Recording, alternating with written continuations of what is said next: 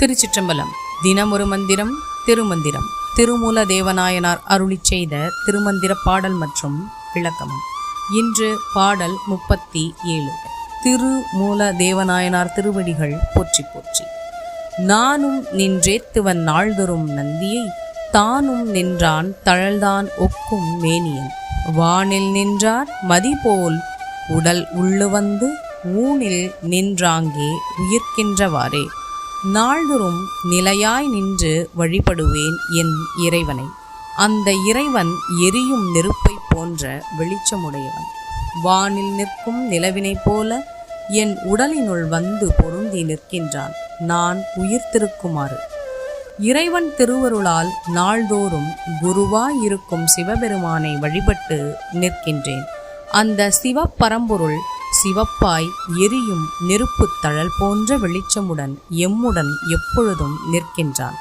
வானத்தில் இருளை நீக்கி பிரகாசமாய் ஒளிரும் நிலவை போல குருவை வணங்கி நிற்பவர்களின் உடலுக்குள் மகிழ்ந்து வந்து அங்கே உயிருக்கு உயிராக நின்று அஞ்ஞான இருளை அகற்றும் பேரொளியாய் இருக்கின்றான் என் சதாசிவ மூர்த்தி.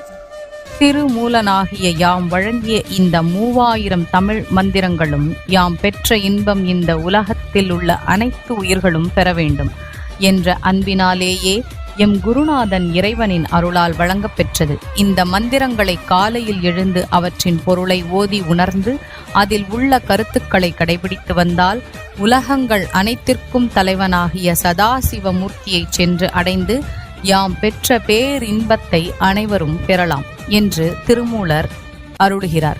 உயிர்கள் அனைத்தும் இறைவனை உணர்ந்து வீடு வேறு அடைய வேண்டும் என்கின்ற அன்பினால் யாம் உயிர்களுக்கு வைத்த பேரின்ப பரிசு இந்த திருமந்திரம் நூலாகும். இந்த நூலில் உள்ள 3000 பாடல்களில் யாம் வழங்கி இருப்பது இறைவனை அடைந்து முக்தி பெறும் வழிகளும் அதன் முடிவில் இறைவனோடு என்றும் கலந்திருக்கும் பேர் இன்பத்தின் விளக்கங்களும் ஆகும். இறைவனின் அருளால் அறிவுபூர்வமாக இயற்றப்பட்ட இந்த 3000 பாடல்களும் அனைவருக்கும் பொதுவானவையாகும். இந்த 3000 பாடல்களையும் தமது சிந்தையில் வைத்து அவற்றின் பொருள் உணர்ந்து போற்றி வருபவர்களுக்கு அனைத்து விதமான சிறப்புகளையும் கொடுக்கும் என்றும் திருமூல தேவநாயனார் திருவடிகள் போற்றி போற்றி.